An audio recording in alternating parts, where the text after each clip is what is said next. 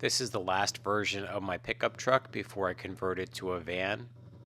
In the side compartment, I kept all of my sockets, my refrigeration equipment, and my impact guns, as well as some other specialty tools. On the right-hand bed slide is where I kept all my tools for daily use.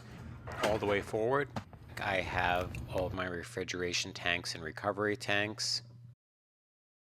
In the very back, I have my rolling box, used oil bucket, tool bag, some buckets with rags.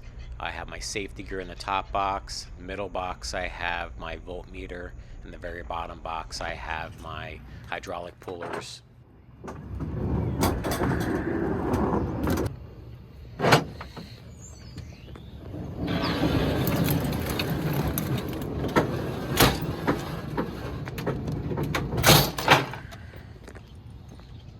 All the way at the front is where I keep all my HVAC supplies, my torches, my brazing supplies. And working my way back, I have my rigging gear, vacuum. In my tool bags, I have my cutting and sanding tools along with my impact drill. In the toolbox, I have all of my large wrenches and tools that I don't use as often. On the back door, I kept all my grease guns, grease, and all of my cleaning supplies like brake clean.